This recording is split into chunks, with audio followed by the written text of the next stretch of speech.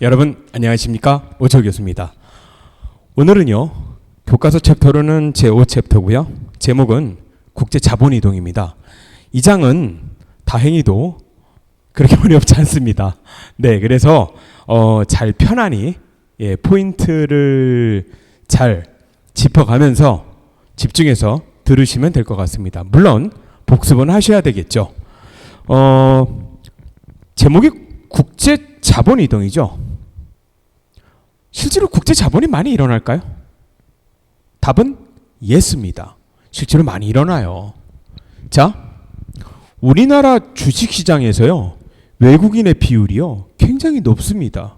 실제로 보면 외국인이 주식을 한국에서 사고 파는 거, 이게 당연히 국제자본이동에 들어갑니다.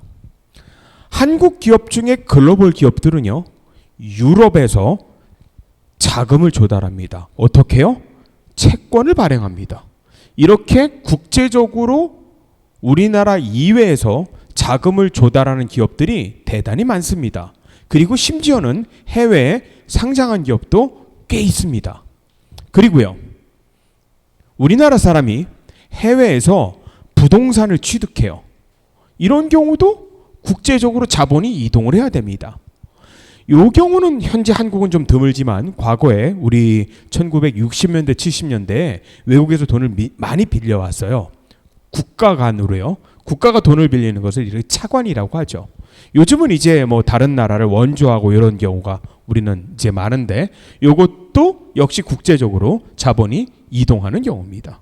만약에 한국인이 런던에 예금을 한다, 뭐 그럴 수 있겠죠. 이런 경우도 역시 자본의 이동입니다. 이렇듯 사실은 자본의 이동은 굉장히 많습니다.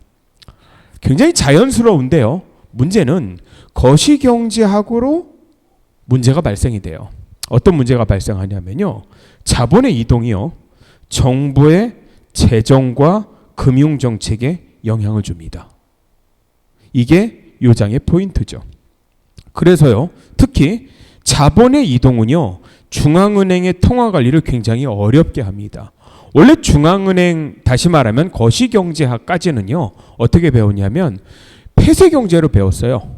그래서 폐쇄경제로 배웠고, 그 돈 화폐 발행을 하면 그 돈이 다 국내에 있다는 가정에서 화폐 정책을 썼죠. 금리 정책도 써고요. 하지만 돈들이 이렇게 막 이동을 하면은, 그것도 대규모로 이동을 한다면은 사실은 조금 더 자세히 봐야 됩니다. 그래서 어쨌든 이런 자본의 이동은 통화 정책을 특히 어렵게 하는데, 물론 자본의 이동이 재정 정책이나 금융 정책에 영향을 주지만 특히 금융 정책에 굉장히 많은 영향을 줍니다. 자, 제가 아까 그랬죠. 첫 시간에 우리 자본 이동이 국제적으로 많을까요? 라고 그랬는데요. 놀라운 기사 하나 있습니다. 아주 최근 기사고요. 2019년 5월 기사인데요. 불과 작년의 기사인데요. 여러분, 의외로요 개인들도 해외에 있는 주식을 정말 많이 사요. 정말 많이 삽니다. 얼마나 살까요? 이 기사는요 월 2조씩 샀어요. 이 기간 동안에. 진짜요? 진짜 그런데요. 다시 말하면 국내 주식시장에 투자를 안 하고 미국 주식을 사는 거예요. 뭘 샀을까요? 유명한 기업들, 애플, 아마존, 이런 기업들을 매수하는 거예요. 말씀드린 대로 많을 때는 월 2조씩 빠져나가요. 놀랍죠? 이렇게 국제 간의 사실은 금융거래는 굉장히 있습니다. 네. 자, 이거 보면은 확실히 이 장을 배워야 할 필요는 있겠고요. 말씀드린 대로 제일 처음에 국가 간의 자본 이동이라는 이런 현상들이 있죠. 이런 현상들이 뭐 몇 백억 천억이 아니고 조 단위로 이루어지고 있다는 거죠. 놀랍게도요. 자, 한번 보시죠. 국제 자본이 이동하는 형태는요 크게 세 가지예요. 이걸 왜 알아둘 필요가 있냐면요, 세계은행이나 아니면 IMF나 아니면 뭐 한국은행이나 기타 홈페이지 가면은요 이걸 찾아볼 수 있어요. 이걸 찾아보면은 이렇게 자금 흐름이 이루어지고 있다. 현재 어떻게 이루어지고 있고 과거에 어떻게 이루어졌다는 사실은 통계를 찾아낼 수 있습니다. 그래서 이렇게 분류 방법을 배우고 내용을 배우는 거는 여러분들이 여러분들이 나란 궁금증을 궁금증을 해소하거나 그리고 지식을 넓히는데 아주 많은 도움을 줄 겁니다. 국제 수집 현상 자본 이동의 분류는 크게 세 가지로 분류를 합니다. 첫 번째가 FDI라는 거예요. 아마 FDI는 한 번쯤은 들어보셨을 거예요. 사실은 경영학이나 경제학을 전공해서 많이 들어보셨겠죠. 영어로 Foreign Direct Investment라고 합니다. 한국말로는 직접 투자, 해외 직접 투자죠. 물론 이제 여기서는 다 국제니까 이제 해외를 빼고 직접 투자 이렇게 하는데, 직접 투자는 뭐냐 하면은요, 다국적 기업 같은 주로 외국 기업들이요, 직접 경영을 할 목적으로 해외 기업의 지분을 취득하거나 새로운 기업을 설립하는 것을 해외 직접 투자라고 합니다. 우리나라의 해외 직접 투자 예 들어볼까요? 뭐에 있죠? 부평의 자동차 공장을 GM에서 샀죠. 맞죠? 이런 경우는 GM이 경영을 하잖아요. 이런 경우는 당연히 해외 직접 투자입니다. 그렇죠? 우리나라 삼성전자가 베트남에다가 공장을 짓고 베트남에다 공장을 짓고 핸드폰을 생산합니다. 뭘까요? 예, 베트남 입장에서는 FDI를 받은 거죠. FDI 유치국이 됩니다. 이게 FDI예요. 여기서 중요한 건 뭐냐 하면요, 직접 경영을 할 목적으로 나갔다는 겁니다. 이게 대단히 중요해요. 자, 밑에랑은 차이가 있어요. 여러분, 밑에는 포트폴리오 투자라고 그래요. 이거를 foreign을 앞에 붙여서 FPI라고 합니다. 통상적으로 통계 수치상으로는 FDI, FPI라고 해서 구분을 합니다. 한국말로는 해외 포트폴리오 투자예요. 한 가지 아쉬운 점은 좀 있죠. 포트폴리오 번역할 말이 마땅치 않아 가지고 그냥 한국말로도 포트폴리오 투자라고 합니다. 포트폴리오 인베스트먼트죠. Foreign 포트폴리오 인베스트먼트고, 역시 돈이 나가는데요, 목적이 달라요. 위에는 뭐라고 그랬죠? 제가 파란색으로 써놨죠. 직접 경영을 할 목적입니다. 통상적으로 직접 경영이 가능하면 100% 맞는 건 아니지만 대략 10% 이상의 지분을 확보해야 직접 경영이 가능합니다. 아니면 물론 100%가 될 수도 있어요. 하지만 여기 포트폴리오 투자는요, 목적이 자산 보유 목적이에요. 그래서 해외 금융자산 취득을 목적으로 돈이 나가는 거, 이게 FPI 투자입니다. 자, 여기서 질문. 돈을 받는 입장에서 보면은요, FDI가 유리할까요? FDI가 좋을까요? FPI가 좋을까요? 답은 위에가 좋아요. 왜요? 얘들이 들어와서요, 경영하잖아요. 그리고 이렇게 경영하려고 지분을 사거나 공장을 짓거나, 그죠? 예를 들면 100%면 공장을 지을 거 아니에요. 이런 애들은 잘 나가지도 않아요. 마치 국내 기업처럼 활동합니다. 상당히 오래 있어요. 이렇게 되면은 고용도 창출해요. 맞죠? 좋은 거 아니에요? 예, 좋은 거예요. 반면에 밑에 FPI는요, 잠깐 들어왔다가 잠깐 나갈 애들이 되게 많아요. 그래서 유치국 입장에서는 FDI가 훨씬 좋습니다. FPI보다는. 국제수지표상 자본 이동의 분류가 FDI, FPI 말고 Other Investment라고 이렇게 분리하는 게 있는데요. 이것들은 뭐냐 하면요, 은행을 중심으로 이루어지는데, 예를 들면 통화당국인 중앙은행 있죠. 우리나라 같은 경우 한국은행이고요. 한국은행이 돈을 해외에서 차입할 수도 있고요, 들여올 수도 있고요. 예를 들면 한국은행이 몇 년 전에 금을 대량으로 매입한 적이 있어요. 이런 경우에는 다 여기다, 일종의 투자죠. 여기 기록이 됩니다. 그리고 은행들 있죠. 은행들. 예를 들면 국민은행이 돈이 잠깐 모자랄 수 있죠. 그죠? 예, 잠깐 모자랄 수 있어요. 그러면 물론 정부에서 빌리기도 하지만요, 해외에서 조달하기도 합니다. 예를 들면 홍콩에 있는 HSBC 은행한테 야, 이자 얼마나 줄 테니까 6개월만 빌려줘. 이렇게 할 수도 있다는 거죠. 이러면 당연히 자금이 이동하겠죠. 이런 것들, 다시 말하면 예금은행, 상업은행이라고 그러죠. 이 커머셜 뱅크끼리 장단기적으로 차입하거나 혹은 무역 관련한 신용들이 있어요. 이런 것들을 보통 기타 투자에 이렇게 표시합니다. FDI, FPI 그리고 Other Investment로 구분되어 있다는 걸 아시면은 각 국가의 홈페이지나 IMF나 월드뱅크 가서 자금 흐름이 이렇게 되고 있구나를 사실은 아는데 대단히 용이합니다. 자, 만기에 따른 자본 이동의 분류가 있는데요. 장기 자본, 단기 자본이죠. 대개 장기 자본의 기간을 1년으로 봐요. 뭐 최근에 제가 이렇게 온라인에서 이런 얘기 해도 되나? 네, 은행 시험 문제를 감수한 적이 있는데요. 예, 객관식에 이렇게 나온 적도 있어요. 장기 자본과 단기 자본의 기준이 뭐냐고요. 답은 1년이었어요. 1년. 네, 1년. 자, 이런 얘기 하는 건 중요하기 때문에 그렇습니다. 네, 잊어먹지 말라고. 상식, 국민 상식. 그래서 되게 장기 자본은요, 금융 1년 이상들의 상품들이 장기 자본입니다. 예를 들면 뭐 주식, 채권, 공공차관, 상업차관, 특히 이제 채권 같은 경우는 만기가 있잖아요, 그죠?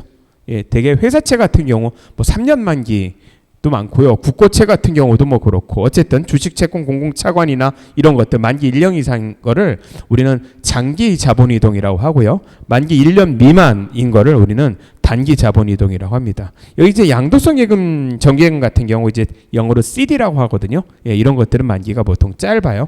예, 커머셜 페이퍼라든가 뭐 단기 무역금융이라든가, 다시 말하면 1년 미만짜리를 우리는 단기 자본 이동이다, 이렇게 분류를 합니다.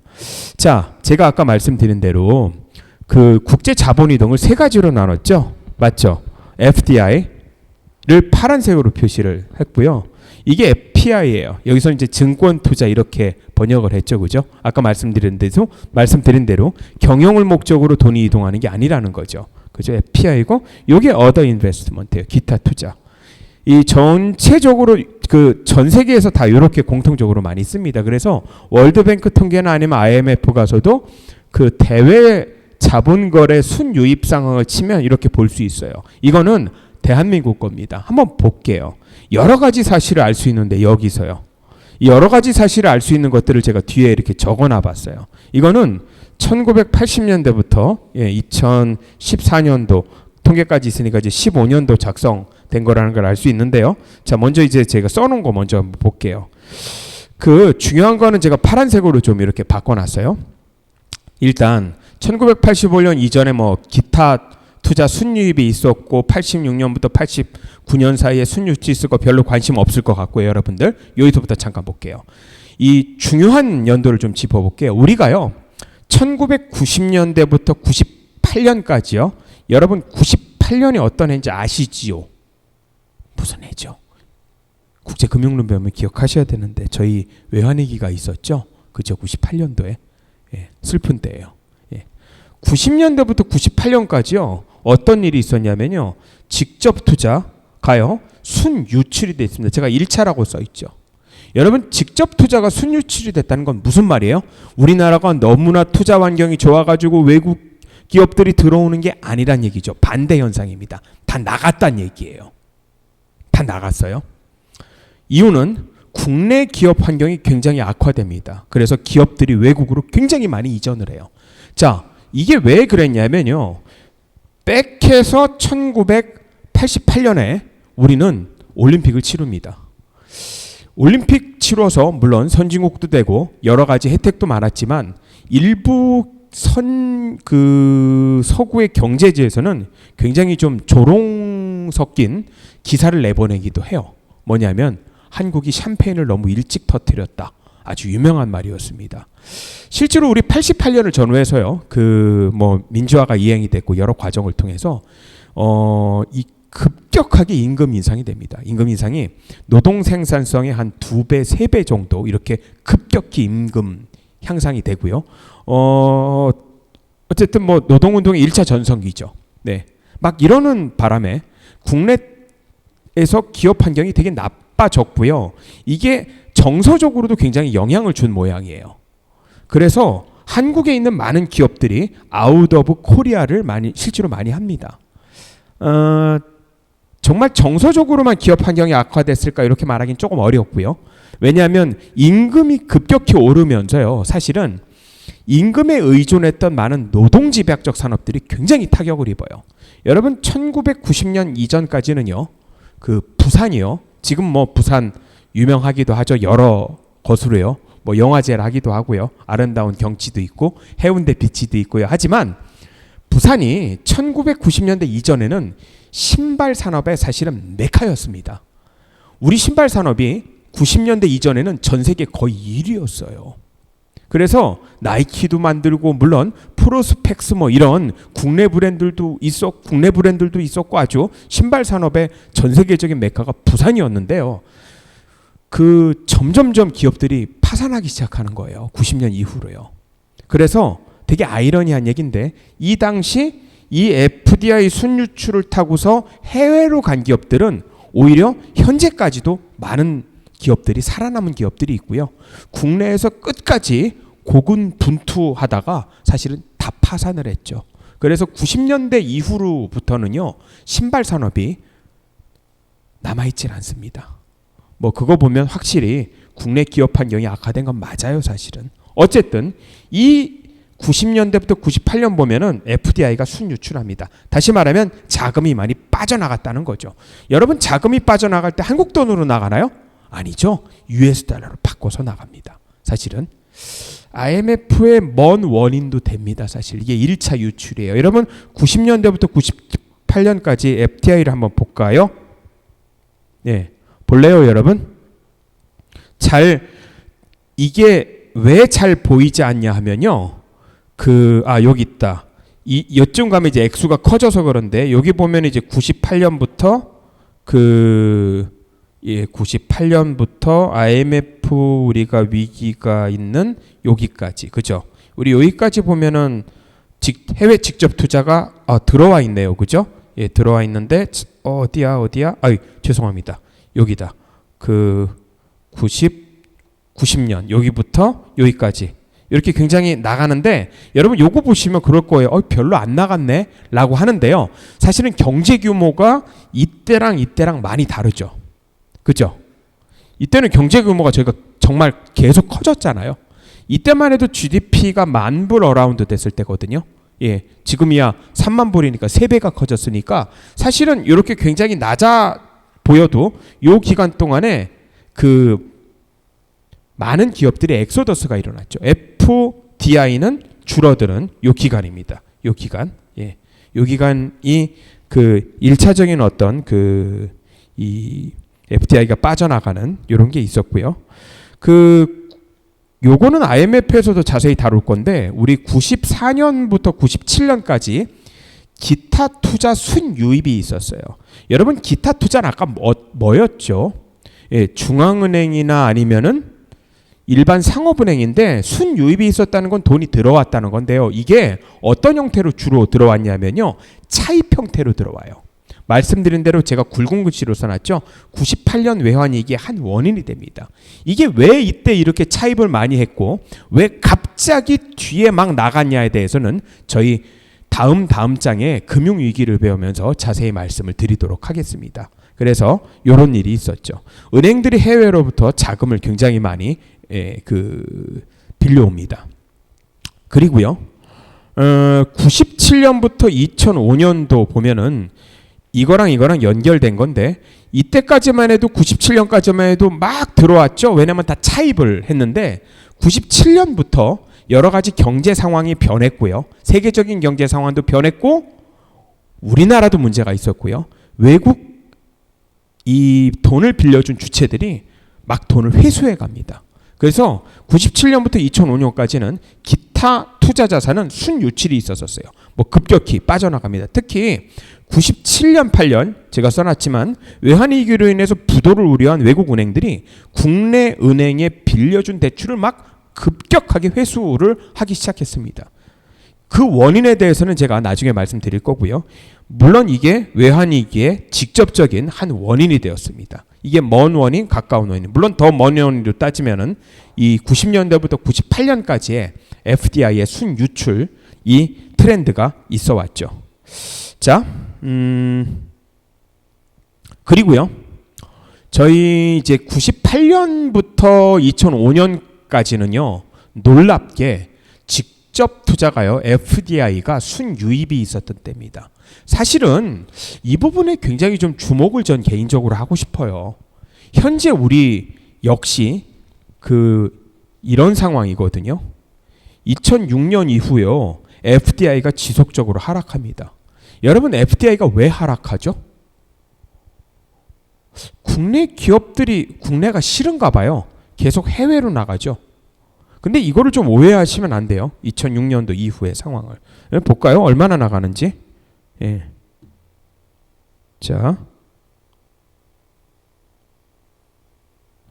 그래프 보시면은요, 보이시죠? 2006년부터 파란 게 그 직접 투자예요. FDI예요. 어휴, 그죠? 많이 빠져나가죠. 여러분 이게 이제 일종의 2차 엑소더스인데 이제 물론 경제 규모도 커졌지만 그 90년대 초반에 이렇게 나갔었던 거랑은 비교도 안 되게 나가요. 여러분 이거 뭐냐면 이 순유입 추이거든요. 우리나라에 물론 들어오는 것도 있어요. 들어오는 거를 플러스로 보고 나가는 거를 마이너스로 봤을 때 나가는 게 훨씬 많다는 거죠. 사실은. 되게 이제 요런 얘기를 하면 이런 얘기를 주로 합니다. 에이 원래요. FDI가 아니 해외에서 경영을 해야지. 그 국내 여건보다도 원래 이제 신흥국이나 이런 데 투자를 하잖아요. 그러니까 당연한 거 아니에요? 라고 하는데요. 여기서 질문 하나 드리겠습니다. 전 세계에서 해외 직접 투자를 제일 많이 받는 나라는 어딜까요? 베트남? 중국? 이 아니고요. 놀랍게 미국입니다. 정말 많은 걸 시사하죠. 세계 자본이 오히려 미국으로 몰려요. 직접 투자를 미국이 제일 많이 해요. 작년 기준으로 해서도요. 올해가 2020년이고요. 예, 그 2019년 기준으로 해서도 전 세계 FDI 1위국은 미국입니다. 놀랍게도요. 사실 조금 좀 이유를 분석해 봐야 될 것 같아요. 왜냐하면 제가 아까 말씀드렸듯이 이 기간 동안에는 오히려 해외 직접 투자들이 많이 들어왔어요. 제가 처음에 말씀드렸지만 해외 직접 투자 좋은 거예요, 나쁜 거예요? 이걸 받는 거는 좋은 겁니다. 왜냐하면 해외 직접 투자는요, FDI는요, 단기 자본이 아니고 장기성 자금들이에요. 들어와서 우리나라에 정착해서 우리나라에 공장 짓고 우리나라에 투자하고 이렇게 해서 일자리 창출합니다. 아, 근데 계속 빠져나가고 있는 추세죠. 그죠? 예. 여기 두 번에 걸쳐서. 그래서 이렇게 참 많은 어떤 것들을 시사하는 이런 도표입니다. 예. 그래서 그 2006년 이후에 FDI가 이제 지속적으로 하락되고 있고요. 이게 이제 2차가 되겠죠. 현재까지 지속되는 국내 기업 해외 이전이 계속되고 있고요. 말씀드린 대로 놀랍게도 그 98년부터 2005년까지 직접 투자는 순유입이 많았습니다. 이때를 왜 이랬을까를 좀 보는 것도 중요해요. 정부가 외환위기 극복하는 과정에서 해외로부터 직접 투자 적극적으로 유치했었고요. 사실은 여러 가지 투자 환경도 굉장히 좋게 하려고 되게 노력했었습니다. 뭐 노동 유연성도 물론 대단히 있었고요. 예. 그래서 좀 대비가 되죠. 네. 뭐 또 그래서 너무 디테일한 얘기는 좀 조심해서 하고 있습니다. 네. 뭐 그거 말고도 저희 이제 글로벌 금융위기 이후로 이제 다 나가는 경향이 있었어요. 은행 부분에서 이제 급격한 자본 유출이 있었고요. 네, 말씀드린 대로 뭐 2009년, 12년 상황에 보면은 우리나라 이제 FDI는 주로 빠져나갔는데 단기성 자금들 있죠. 일종의 이제 그 채권과 주식으로의 FPI나 뭐 이런 이동들은 오히려 굉장히 큰 폭으로 증가했습니다. 근데 글쎄요, 그 고용 면에서는 아까 말씀드린 대로 FPI보다는 FDI가 훨씬 더 좋은 거예요. 예. 그래서 이렇게 계정별로 구분하는 게 있다는 거죠. 자, 국제 자본 이동이 왜 이동할까라는 건 뭐 너무 간단한 얘기입니다. 뭐 투자 기회를 찾아서 이동하는 게 제일 크겠죠. 그리고요, 뭐 위험 분산의 면도 굉장히 큽니다. 일종의 이제 포트폴리오죠. 여러분 포트폴리오 이론에 의하면은요, 이건 뭐 경제학적으로 증명이 된 건데 자산을 한 곳에 몰빵하는 것보다는 이렇게 나눠서 하는 게 더 리스크를 분산하는 효과가 있다는 게 알려져 있고요. 그러다 보니까 이제 분산 투자 차원에서 해외 투자한다라는 거고요. 또 하나는 이제 무역 장벽의 극복 같은 경우도 굉장히 큽니다. 제가 아까 말씀드린 대로 미국 시장에 직접 투자하는 원인 중에 한 원인을 차지하는 것도 일종의 무역 장벽 극복이라는 게 굉장히 많죠. 뭐 예를 들면 그거죠. 예를 들면 미중 무역 분쟁이 있을 때 일부 중국 기업들은 오히려 과감하게 미국에 투자를 한다는 거죠. 왜냐하면 미중 무역 전쟁으로 서로 관세 전쟁하면은 좀 그렇잖아. 그래서 오히려 미국에 투자라는. 그래서 한국 기업들도 예를 들면 중국에 투자하는 것보다 미국에서 실제로 수출이 많은 경우는 미국에 직접 투자하는 경우도 굉장히 많습니다. 그래서 이런 이유들로 국제 자본이 이동한다는 것은 굉장히 쉽고요. 뭐 일부 학자들 의견도 이렇게 나타나고 있습니다. 국제 자본 이동이 언제가 제일 활발했을까요? 세계 역사적으로 보면은요. 아마 뭐 강의 하나도 안 듣고 그냥 답변하라고 하면은 현재요라고 말할 수 있어요. 왜냐하면 현재 보면은 정보통신의 발달도 있고요. 그리고 뭐 민간 여객 항공의 폭발적인 증가, 특히 저가 항공의 폭발적인 증가로 인해서 많이 교류가 됐었죠. 물론 작년 얘기입니다. 올해는 거의 전무죠. 코로나로 인해서. 근데 국제 자본 이동을 봤을 때요. 의외로 작년이나 현재가 아니고요. 1차 세계대전 이전입니다. 놀랍게도요. 국제 자본 이동이 가장 활발했던 시기는요. 19세기 후반부터 1차 세계대전이 일어나는 1914년입니다. 1914년부터 18년까지 4년 동안 1차 세계대전을 치렀거든요. 당연히 이때는 뭐 자본 거래가 크게 위축됐고요. 무역관 거래도 당연히 위축됐습니다. 근데 19세기 후반부터 요 기간까지 놀랍게 국제 자본 이동이 가장 활발했었습니다. 이유는요. 여러 가지가 있어요. 첫 번째가 금본위제가 있었습니다. 지금은 금의 이동을 서로 막거든요. 여러분 금을 밀반입하다가 걸렸다고 이렇게 가끔 신문에도 나오잖아요. 근데 당시는 이런 개념이 없었어요. 금 그냥 국가별로 개인별로 이동하는 데 대해서 별로 제재를 안 했습니다. 왜냐하면 전 세계적으로 금본위 제도를 실시하고 있었거든요. 국제 자본의 가장 큰 공급원은 당시엔 영국이었습니다.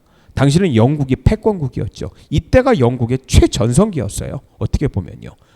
영국의 별명이 뭐였어요? 이 당시 해가 지지 않는 제국이죠. 그래서 당시만 해도 영국 파운드화가 전 세계 공용화폐였습니다. 지금의 US 달러처럼. 물론 영국은 1차 세계대전, 2차 세계대전을 겪으면서 패권 잃죠. 미국으로 넘어갑니다. 아니 물론 기술경제학적 관점에서는 이제 산업혁명이 1차 산업혁명이 영국에서 했던 게 머물고요. 우리 2차 산업혁명, 3차 산업혁명 전부 다 미국발이잖아요. 어떻게 보면. 그것들이 복합적으로 다 겹쳐 있다고 생각을 합니다. 물론 1, 2차 세계대전 때문에 영국이 패권을 잃었다는 건 좀 단편적이고요. 말씀드린 대로 2차 산업혁명은 일종의 전기혁명이거든요. 미국발이에요. 그리고 3차 산업혁명 정보통신혁명이죠. 역시 미국발입니다. 그래서 산업의 어떤 패권 자체도 미국으로 점점 이동을 하죠. 어쨌든 이때가 영국의 최전성기였다고 해도 과언이 아닐 겁니다. 놀라운 거는요. 1866년에요. 19세기 후반인데 대서양 횡단 해적 케이블이 완성됩니다. 사실 놀라운 사건입니다. 1866년이면 혹시 한국 관심 있는 한국사 잘 아시는 분들 아실지가 모르겠다. 이때 병인년이거든요. 뭐 있었죠? 우리 병인양요 있었는데 고종 아마 3년 때 정도 됐을 겁니다. 그래서 당시 우리는 쇄국 정책하고 있었죠. 예, 그래서 그 병인 박해가 있었고요. 요해. 그래서 이 프랑스 선교사들이 이제 학살합니다. 많이 이렇게 학살하죠. 예. 그래서 이제 프랑스 함대 와서 여러분 국사 다 아시죠? 그죠? 강원도 가서 싸웠던 요때 우리는 어쨌든 이렇게 열심히 쇄국 정책하고 막 이랬을 때 놀랍게 이제 영국이 중심이 돼 가지고요. 유럽과 북미 간에 놀랍게 해적 케이블을 놔요. 이건 굉장히 획기적인 사건입니다. 왜냐하면요. 국제 금융 거래를 너무나 자유롭게 하거든요. 다시 말하면 영국에서 미국으로 결제 대금 보내는 게 수시간이면 끝나는 거예요. 사실 당시에 인적으로 이동하는 게요. 1866년에 이 당시는 이제 상업 비행기가 발달하기 전이었으니까요. 영국의 리버풀에서 뉴욕까지 증기선이 운행됐는데 10일 정도 걸렸답니다. 10일 정도.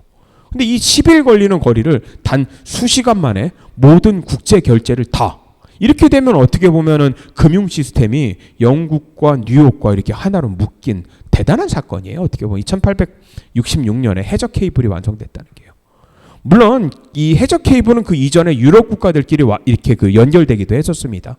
어쨌든 그래서 이런 배경을 해가지고 국제 간의 자본 이동이 놀랍게 제일 활발했었던 때가 해가 지지 않는 영국이 있었던 19세기 후반부터 그 1914년까지였다는 거고요. 오히려 1, 2차 세계대전을 겪고 그리고 이제 대공황을 중간에 끼면서 이 국제 간의 자본이동이라는 게 좀 여러 제약을 받고 현재까지 있습니다. 그 물론 1950년대에 그 이제 정확히는 이제 2차 세계대전이 막 종전하면서 미국의 그 휴양지죠. 브레튼 우즈라는, 전 여기를 한번 가봤는데 굉장히 그 경치도 좋아요. 이렇게 막 이렇게 휴양지예요. 여기 그 전 세계 재무장관들이 다 모이죠. 물론 영국 그 다음에 미국을 포함해서. 그래서 전후 이후의 경제 그 질서를 짭니다. 이걸 우리는 이 지명의 이름을 따서 브레튼 우즈 시스템이라고 그래요. 이 브레튼 우즈 시스템에 여러 어쨌든 이 공이 있었는데 그 중에 이제 어떤 정책 중에 하나가 여기 고정환율 제도예요. 이 고정환율 제도니까 어떻게 보면 국제 자본이 이동하는 데 있어서 조금 제약은 받았어요. 그래서 아까 말씀드린 대로 국제 자본 이동이 가장 활발했었던 게 그 1차 세계대전 직전에 그 기간이었다는 거죠. 그래서 고정환율 유지 때문에 일종의 이제 각국 금융시장이 일종의 약간은 고립이 되는 이런 느낌이었고요. 70년대로 넘어오면서 일종의 브레튼 우즈 체제가 붕괴가 되거든요. 이 사건에 대해서는 제가 뒤에 다시 말씀을 드릴 건데 이때부터 이제 변동환율 제도예요. 그래서 1970년 이후로 다시 말하면은 국제 자본 간의 이동이 다시 활발해지기 시작했습니다. 그래서 이제 현재까지 오는 거고요. 그 1990년대 들어서 90년대 이후에 그 과거와 달리 발전한 거는 이 통신, 결제 수단, 정보통신 기술이 굉장히 발전했죠. 아까 사실은 케이블이 획기적인 사건이었다면 90년대 와서 인터넷이라는 게 발달됐고 다시 말하면 이 국제 간의 금융 결제를 수초 안에 해결된다는 거죠. 굉장히 복잡한 거래도요. 굉장히 획기적인 사건이죠. 그래서 국제 금융 자본 이동은 다시 폭발적으로 증가하게 됩니다. 그리고 특히 90년대 이후로 주목돼야 될 게 여기 나오는 신흥 경제 체제라고 불리는 이머징 마켓 이코노미스라고 불리는 국가들이 등장하기 시작합니다. 이런 국가들이 대규모로 이제 자본 자유화에 참여하죠. 뭐 이런 나라들 예를 들어 볼까요? 다 여러분들 아시는, 그리고 그 우리 과에서도 배우잖아요. 신흥 시장론 뭐 이런 것들. 뭐 과거에 제가 몇 과목 가르치기도 했었습니다만, 그죠? 베트남, 미얀마, 캄보디아, 라오스 이런 나라들이 이 신흥 경제국으로서 이런 대열에 합류를 합니다. 그래서 아까 말씀드린 대로 FDI들의 이제 대규모 이동, FPI들의 대규모 이동들이 일어나서 현재까지 있게 됩니다. 자, 굉장히 이제 재밌는 스토리에 대해서 이렇게 말씀을 드렸고요. 그래서 국제 자본 이동이 이렇게 변천했다는 것을 말씀드렸습니다. 국제 그 자본의 이제 국제 자본 이동성이라는 건데요. 뭐 이동성의 정의는 얼마나 자유롭게 움직일 수 있느냐 그 척도인데, 사실은 이게 결정 요인을 보면은 움직일 수 못하게 하는 대표적 두 개가 요 두 개예요. 제도적인 규제를 가합니다. 국가별로요. 그리고 당연히 거래 비용이겠죠. 그래서 이런 것들이 그 자본의 국제 이동성에 이제 제약을 받는다, 이런 것들 때문에는 것은 한번 읽어보시면 되고요. 이제 그거 외에도 뭐 정보 취득이라든가 국가 간 언어라든가 상관행이라든가 시차라든가 회계제도라든가 기업의 투명성, 여러 가지 것들, 그리고 만약에 부도 났을 때 어떻게 처리해, 뭐 이런 것들에 대해서 이런 것들이 국제 자본 이동을 당연히 제약하고요. 물론 이제 부정부패라든가 뭐 이런 것들이 굉장히 그 영향을 줍니다. 결제 시스템의 안정성이라든가 이런 것들이 있죠.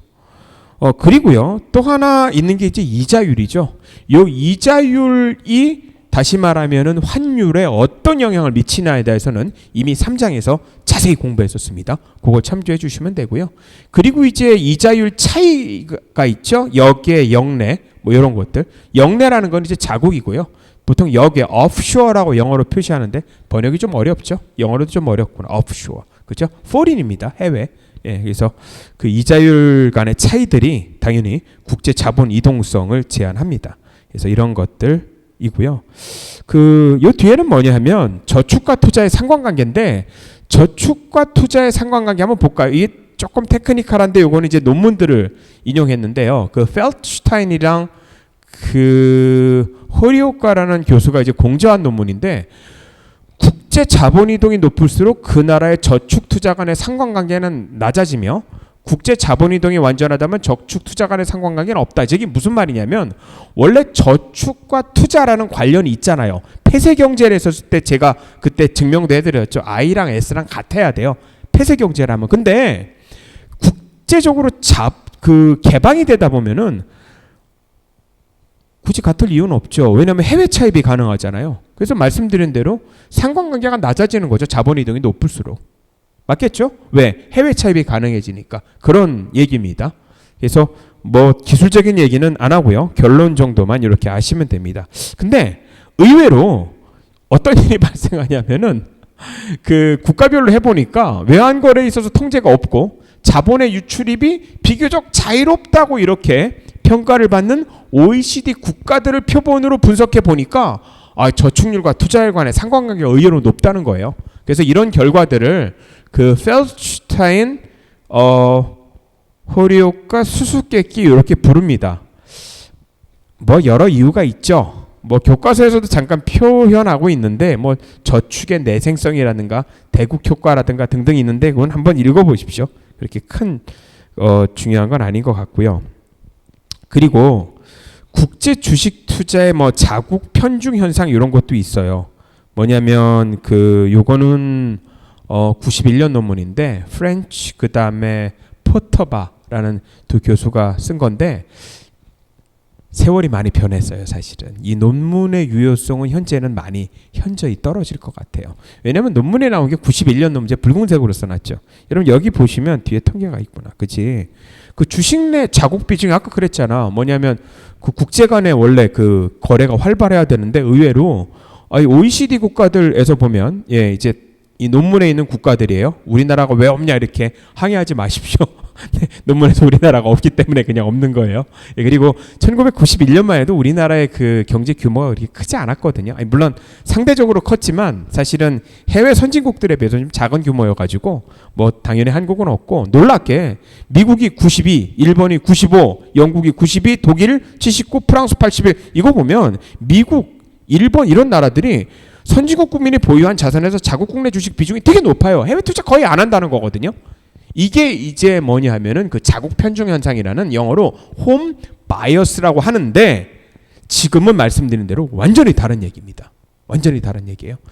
제가 아마 교과서 저보고 쓰라고 그러면 이 부분은 다 뺐을 것 같아요. 그냥 어쨌든 소개합니다. 교과서에 있어가지고. 제가 완전히 다른 결과라고 그랬죠. 왜요? 90년대 들어서 완전히 천지가 개벽했잖아요. 아까 말씀드린 대로. 이 국제금융의 흐름이 바뀌었어요. 다시 말하면 과거에 상당히 오랜 기간 동안 걸리던 것들이 1990년대 어떤 일이 있었죠? 정보통신기술의 획기적인 발전이잖아요. 그리고 아까 말씀드린 대로 아시아의 신흥국들의 대거 약진으로 인해서 사실은 해외 주식 투자가 굉장히 열풍을 붑니다. 현재로 보면 아마 미국이 이 당시는 90년만 해도 그 92%였는데 아마 요거 최근 통계 제가 잘 기억이 안 나는데 이게 현재 한 60%일 거려? 놀랍게도. 그죠? 훨씬 더 떨어져 있습니다. 그러니까 해외 주식을 거의 한 40% 산다는 거죠. 놀랍게도요. 네, 그래서 그 자국 편중 현상은 과거에가 굉장히 강했다. 90년대까지. 하지만 90년대 이후에 말씀드린 대로 정보통신의 발달 그리고 그 신흥국들의 대거 약진으로 인해서 대거 약진이라는 건 뭐냐면 거기에 투자했을 때 수익률이 많이 나는 거예요. 그러니까 당연히 자본이 이동하겠죠. 이런 것들로 인해서 자국 편중 현상은 굉장히 줄어드는 경향이 있다는 것을 보여주고 있습니다. 또 하나는 이것도 되게 재밌는 통계인데요. 뭐 여기 대해서 전 할 말 되게 많은데 그냥 간략히 미국의 아시아 신흥국 금융 상품 보유 현황인데 이게 우리나라랑 조금은 달라요, 여러분. 그냥 재밌는 에피소드가 있는데 어쨌든 잠깐 얘기 드릴게요. 여러분 2006년, 2013년 채권 주식 미국의 포트폴리오거든요. 금융상품에 보시면은요. 자료는 US 그 디파트먼트 트레저리 및 재무부 보고서입니다. 여기서 인용을 했고요. 물론 교과서에 그대로 있고요. 미국 전체에 이 미국이라는 게 아니면 자본 거대국이기 때문에 보면은 해외 특히 신흥국가의 주식과 채권 비중을 보면 채권 비중이 현저히 낮아요. 일단 맞죠? 이유는요? 뒤에 나와요. 이유는 이 국가들 자체에 신용등급을 잘 못 믿겠는 거야. 맞죠? 신용등급을. 그리고 미국이 예를 들면 대규모 자본이 이동하는 그 연금이나 이런 경우는요, 그 국가 신용등급이 되게 중요해요. 왜냐하면 규정상 신용등급이 얼마 이하로 떨어진 거는 투자를 못하게 돼 있어요. 이러다 보니까 의외로 신흥국들의 주식 살까 채권 살까, 채권 거의 안 사고 주식 삼, 이걸 알 수 있고요. 또 하나는 2006년과 2013년을 기준으로 보면은 비중을 많이 늘렸음, 이것도 알 수 있죠. 다시 말하면 신뢰도는 많이 좋아진 거예요. 자, 또 하나 의외로요, 2006년 13년 볼까? 의외로 아시아의 소위 말하는 신흥국 중에 여긴 당연히 한국이 낍니다. 2006년만 해도 한국이 신흥국이었고요. 2013년만 해도 신흥국이었어요. 물론 2020년으로 들어오면서 한국이 신흥국이다? 그건 좀 논란이 있어요. 왜냐하면 일부 투자지표상으로는, 예를 들면 유럽의 투자지표상으로는요, FTSE 지수라는 게 있거든요.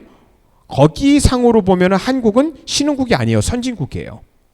다만 그 MSCI 지수라고요, 모건 스탠리에서 나오는 투자지표에 따르면 한국은 아직도 신흥국으로 분류하는 데도 있습니다. 예. 하지만 S&P 같은 데서는 또 한국을 선진국으로 봐요.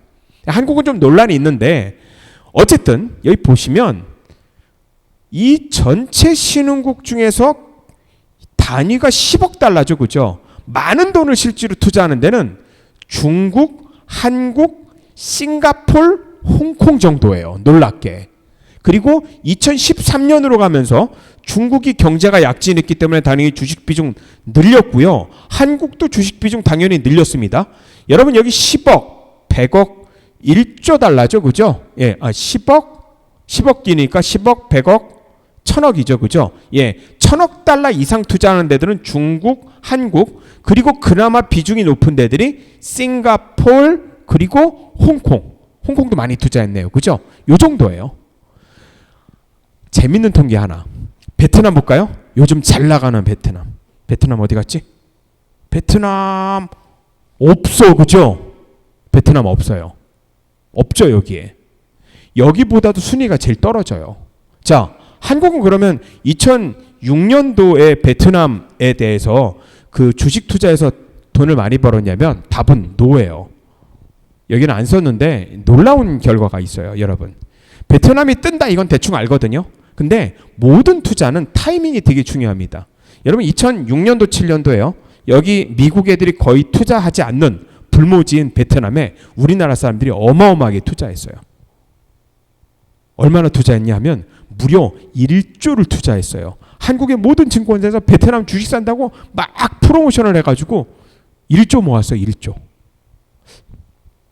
근데요, 베트남 전체에 주식의 시가총액이 5천억이었어요. 5천억.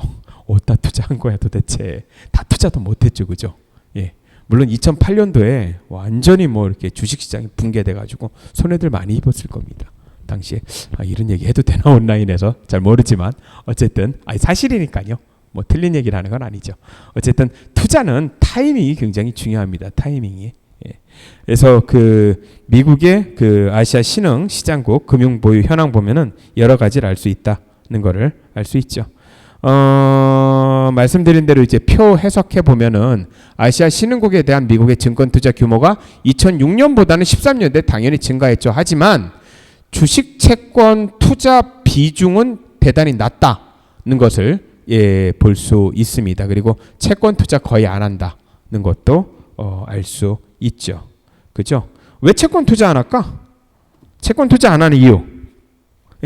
첫 번째가 낮은 유동성이죠. 별로 채권이 유통이 잘 안 돼. 또 하나 재밌는 게 이거예요. 이거는 뒤에 한국 얘기도 좀 하려고요. 여러분 채권은요, 그 두 가지가 존재해요. 채권으로 이득도 중요한데, 예를 들면 해당국의 채권에서 이득을 봤어. 근데 만약에 환율이 변하면은요, 여러분 신흥국은 환율이 정말 많이 변해요. 그래서 환 위험이 존재하기 때문에 채권 투자 안 하는 겁니다. 이 장에 유일하게 이제 그 이렇게 수식이 하나 나오는데요. 여러분 그 해외 투자할 경우에 수익률은요, 두 가지가 중요합니다. 뭐냐면 상대국 통화 표시의 수익률 플러스 통화 수익률이에요. 자, 무슨 말이냐면 예를 들면 해당국의 채권이나 주식을 샀어. 거기서 예를 들면 20% 벌었어. 채권 투자해서. 어이, 그러면 상대 표시 수익률이 20% 나오는 거예요. 근데 환율이 예를 들면 나갈 때 30% 떨어졌어. 이렇게 되면 손해죠, 오히려. 그러니까 두 개를 합해야 된다는 얘기예요. 이걸 수식으로 어떻게 계산했냐면 그냥 잠깐 설명해 드릴게요. 이거는 이런 거 하면 막 보기 싫죠, 그죠? 근데 자세히 차분히 보면 그렇게 어렵지 않아요. 모든 어떤 그래프나 수학 수식들이. 이게 어떻게 계산한 거냐면요. 잠깐 말씀을 드리면 원금을 1로 본 거예요. 원금을 1로 봐요. 그러면 여기 I 에스토리스크 있죠. 소위 말 한국말로 스타, 에스토리스크 스타. 예. 자, 1년 후에 기간이 1년이고요. 원금을 1년을 투자했을 때 수익률이 해외에서 여기에 붙은 거야. I. 여기까지 이해하셨어요, 그죠? 근데 이게 다가 아니야. 왜냐면 바꿔서 나올 때 환율이 중요해요. 자, 요 ST는 뭐냐면요. T기의 현물 환율인데 수익률을 따지면 투자기를 T기라고 하고 나올 때는 T 플러스 1기를 하면은 요 비율이 중요하죠. 보이시죠? 그죠? 맞죠? 그래서 이게 뭐예요? 상대 국에서의 수익률에다가 요거는 뭐냐면은 통화 변한 거예요. 뒤에 마이너스 1을 왜 뺐냐면 수익률이잖아요. 원금이 1이었잖아. 그래서 원금을 뺀 거예요. 요렇게. 이렇게 되면 이게 뭐예요? 해당국에 투자했을 때 수익률이 되는 거고 요거 계산하면은 복잡한데요. 대략 이렇게 표시할 수 있어요. 대략 이렇게 표시할 수 있는데 결국은 뭐냐면 이제 두 가지의 합이다는 거죠. 그렇죠? 직관적으로 봤을 때도. 예. 사실은 여러분들 봤을 때 왼편 여기 알고 있는 게 더 중요하죠. 그렇죠? 이게 뭐 정확한 거니까. 요거는 이제 대략 이런 뜻이죠. approximately 이런 뜻이고요. 그래서 예 하나 들어볼게요, 여러분. 항상 이 온라인은요, 예 들면서도 항상 불안해. 네, 이거 뭐 누군가 항의 안 할까? 뭐 이런 생각도 하고 그러는데요. 그냥 할게요. 여러분들의 교육을 위해서 뭐 소개하는 거니까요. 뭐 10년 넘은 얘기라 뭐 이런 흑역사를 이렇게 제가 들추어낸다고 하더라도 뭐 해당 증권사에서 뭐 저를 이렇게 고발하거나 그러진 당연히 않을 거고요. 10년 전에요. 그 당시에 정말 인기 있었던 브라질이란 데가 있었어요. 브라질 거의 뭐 전 세계 모든 돈이 막 다 일로 몰릴 때예요. 여러분 혹시 브릭스란 말 들어보셨어요?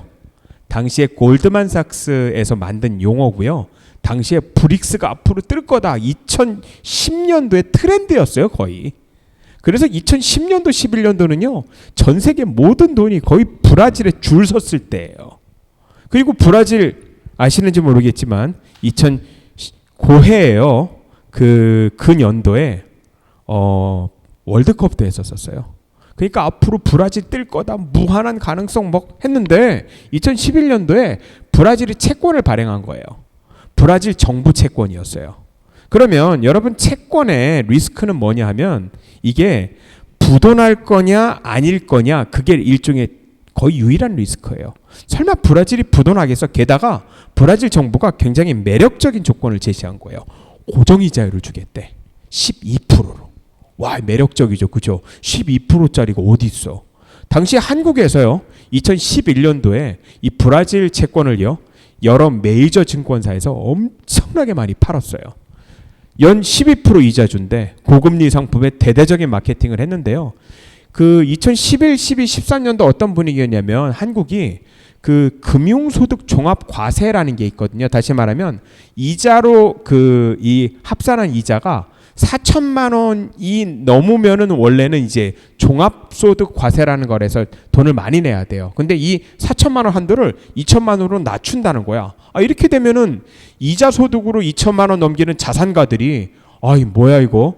뭐 국내에서 이렇게 굴려봤자 세금으로 다 내고만 해? 라는데 이런 그 브라질 채권에 투자를 한 건데 당시에 한국과 브라질이 조세 협약에서 이자 소득에 대해서 비과세하는 이런 것도 있었어요. 뭐 이런 붐이 있었으니까 당연히 브라질에 투자를 했고 또 하나는 뭐냐면 뒤에 제가 말씀드렸는데 뒤에 말씀드리겠는데 토빈세라는 게 있어요. 외환이 너무 많이 들어가면 오히려 단기 자금 들어오지 말라고 해당 국가에서 단기 자금에 관해서 세금을 붙여요. 이걸 토빈세라고 그래요. 브라질 제가 그랬죠. 2009년, 10년, 11년 거의 자금이 엄청 몰리던 때라 브라질에서 제발 들어오지 마 오히려 이랬다니까요. 그래서 야 니들 단기 자금 들어올 거면 세금 내. 이게 6%였어요. 근데 2011년도에 마침 6%를 브라질이 폐지한 거예요. 그리고 아까 말씀드린 대로 브라질의 가능성 대단하죠. 브라질 굉장히 큰 나라고 원자재 많고요.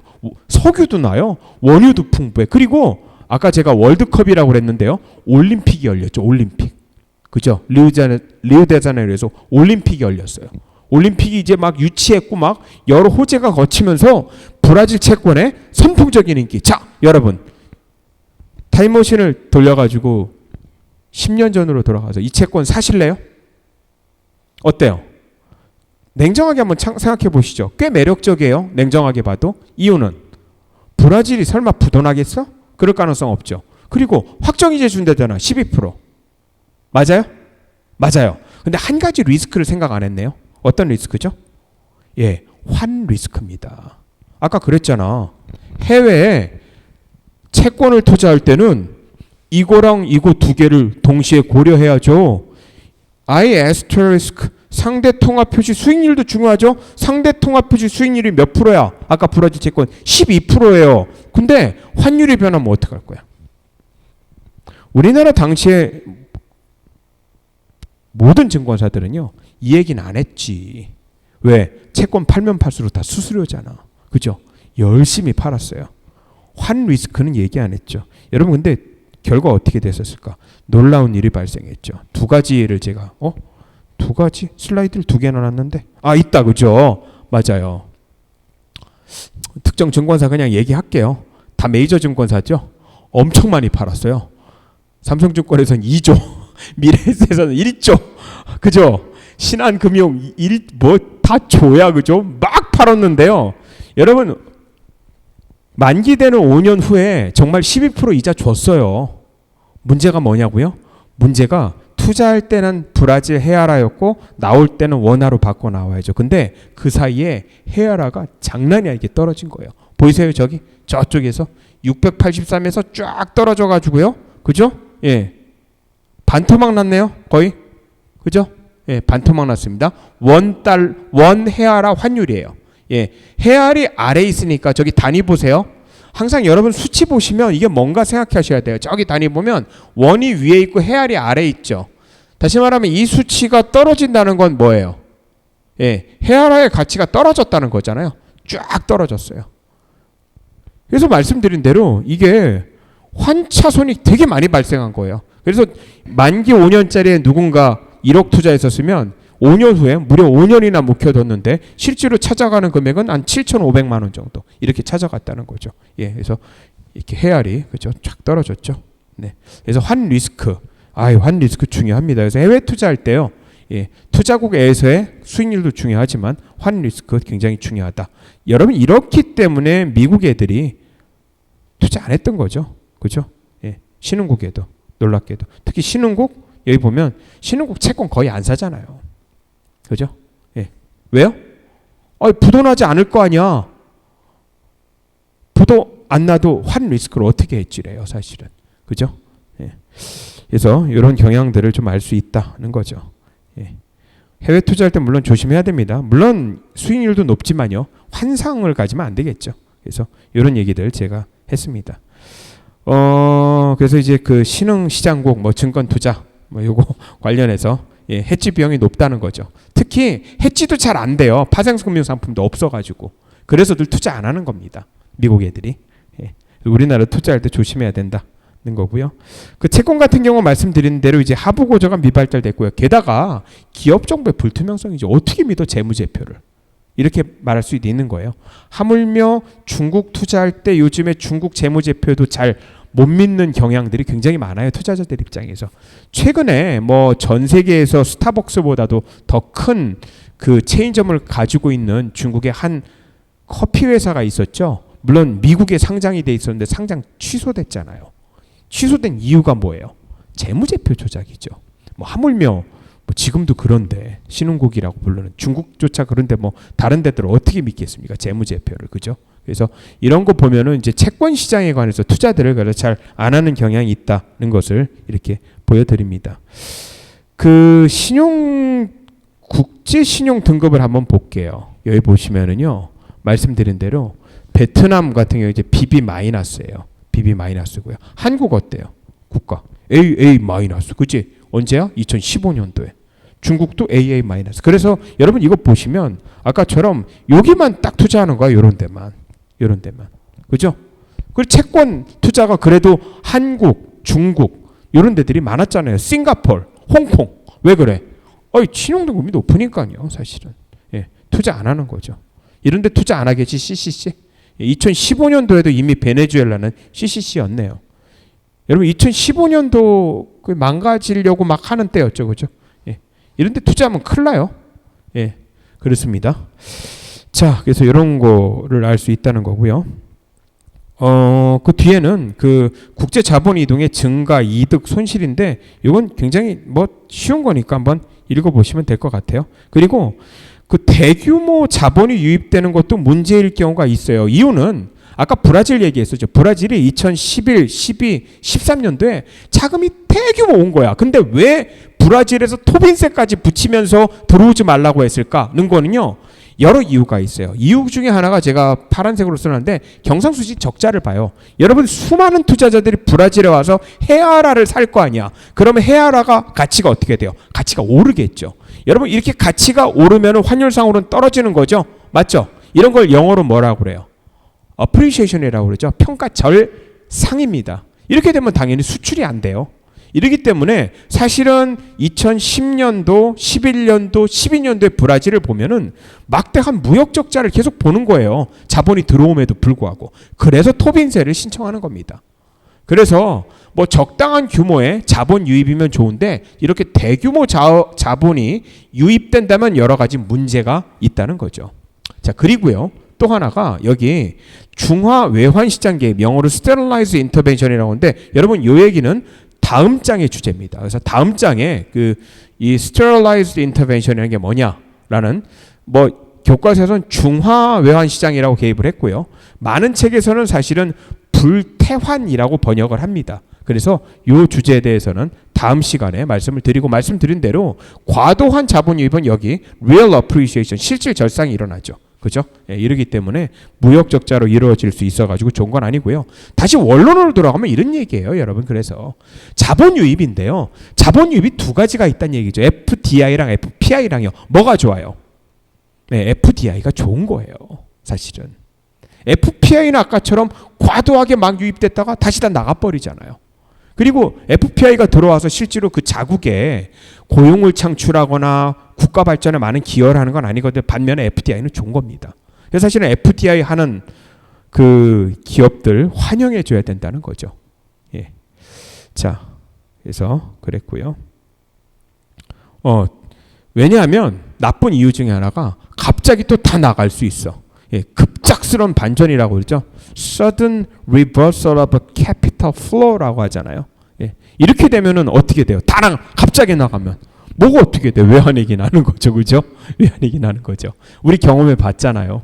예, 그래서 요 외환위기는 뒤에 여러 케이스별로 제가 자세히 다룰 건데요. 1994년 멕시코, 97년 태국, 인도네시아, 그리고 대한민국 이런 것들이 이런 급작스러운 반전을 우리도 경험해 봤습니다. 슬프게도. 예, 그 단기 이동 자본과 국제 시장의 불안정성이라고 하는데요. 여러분 말씀드린 대로 아까 브레튼 우드 체제 말씀드렸는데 고정 환율 방어를 위한 자본 이동을 규제했었던 때가 브레튼 우드 체제들이에요. 그래서 이 브레튼 우드 체제가 전체적으로 이제 붕괴되는 게 요건 이제 뒤에 또 겹치는데 이제 그 70년대부터 이제 어떻게 보면 자본이 자율화되죠. 그럼으로써 이제 나타나는 것들이 여기 나오는 이제 헤지 펀드들이에요. 여러분 헤지 펀드는 일종의 투자 신탁의 일종이거든요. 투자 신탁이라는 거는 돈을 맡겨놨다는 거야. 잘 굴려보세요 이렇게. 근데 이 투자 신탁은요 뭐냐면 거액 투자자들만 돈을 받아요. 일종의 공모를 하지 않아. 여러분 돈을 받을 때요 투자를 할 때 공모를 하잖아. 그러면 정부의 여러 규제들이 있어요. 근데 이것들을 소수로 딱 받는다. 여러분 이거를 우리는 뭐라고 그래요? 이렇게 소수. 요즘에 요 용어들 이제 많이 알 텐데 PE라고 그러죠. 혹은 PF. 예. Private Equity Fund예요. 예. 그냥 우리끼리 그냥 PEP 하기도 하고요. 정식 명칭은 PF죠. Private Equity Fund예요. 요것들이 일종의 헤지 펀드라는 거죠. 소수의 사람들만 딱 받아가지고 투자를 해요. 이 헤지 펀드의 대표적인 주자가 뒤에 나오는 이 조지 소로스라는 사람이에요. 이 사람은 1992년에 일종의 영국의 외환위기를 불러와요. 대단한 사람이죠. 예, 이 사람이 또 일으켰던 게 아시아 금융위기고요. 그래서 그 이제 이런 경험들이 보면 이 너무 자본 이동이 이렇게 그 증가가 바람직하진 않지 않나 이런 흐름도 사실은 보여줍니다.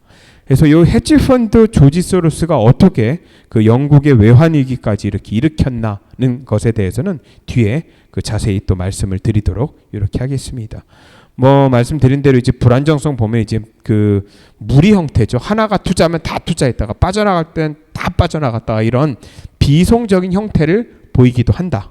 이런 것들 때문에 국제시장이 이제 불안정하게 된다는 거고, 그래서 그 요즘은 이제 많은 나라에서 이제 자본 통제를 하는 경향들이 있어요. 뭐 그렇죠. 우리나라는 비교적 조금은 자본 통제가 좀 자유로운 나라고요. 뭐 중국이나 말레이시아나 뭐 인도네시아나 이런 데들도 자본에 대한 통제를 하고요. 아까 말했듯이 이제 여기 나오는 토빈세 있죠. 일종의 외환거래세, 외환거래세 같은 거를 아까 그 실제로 적용한 게 브라질 같은 경우다라고 말씀을 드렸습니다. 예. 뭐 통제 목적은 아까 말씀드린 대로 해외 자본의 과다한 유입 유출 이것들을 막는다는 거죠. 네. 근데 이런 경우에도 불구하고 말씀드립니다만 FDI는 항상 환영입니다. 그래서 FDI는 좋은 거다라고 말씀을 드리는 거죠. 그죠? 통제가 그러면 효과적일까라는 여러 연구 성과들이 있는데요. 사실은 각각 달라요. 어떻게 보면 통제가 되면 다 통제하죠. 예. 사실 그렇지는 않습니다. 예. 그래서 그 통제의 유효성에 대해서는 실증 연구 분석들이 각각 달라요. 예. 그래서 이런 것들이 있다는 거고요. 뭐 여기 보면 지금 몇 개 논문선 있는데 그 여기 그 오스트리라는 뭐 경제학자고요. 2012년도 논문인데 뭐 재미있는 말이 있어. 그죠? 자본 통제 어느 경우엔 유용하다라고 쭉 밝혀놓다가 결론은 자본 통제는 마지막 수단이 되어야 된다. 뭐 이렇게 하고 있습니다. 그래서 항상 이게 뭔가 통제를 간다는 게 좋은 건 아니죠. 그렇죠? 네. 그리고 뭐 포비스 등 이런 다른 공저자들이 쓴 논문 중에 이제 보면 이제 실증 분석 결과 자본 통제와 거시 건전성 정책들 본래 목적을 달성하지 못했다. 뭐 이런 결과들도 있습니다. 그래서 연구 성과에 대해서는 좀 그 의견들이 좀 다르다는 겁니다. 예. 그래서 이제 물론 결론이죠. 뭐 사실은 국제 자본 이동 좋아요. 그죠? 여러 혜택들이 있고요. 좋은 건데 이 혜택을 사실은 누리기 위해서는 가장 원론적이지만 이 기초경제 여건을 튼튼하는 게 가장 좋겠죠. 예. 가장 원론적이고 단순하지만 사실은 정답인 거죠. 우리가 예를 들면 당시에 그 98년 얘기하겠지만 경제 기초가 아주 튼튼하고 이 경제 정책들을 잘 썼으면 IMF 위기 안 왔겠죠. 그죠? 네. 그래서 그 오늘 자본 이동에 대해서 긴 시간 얘기를 했고요. 비교적 오늘은 쉬웠을 겁니다.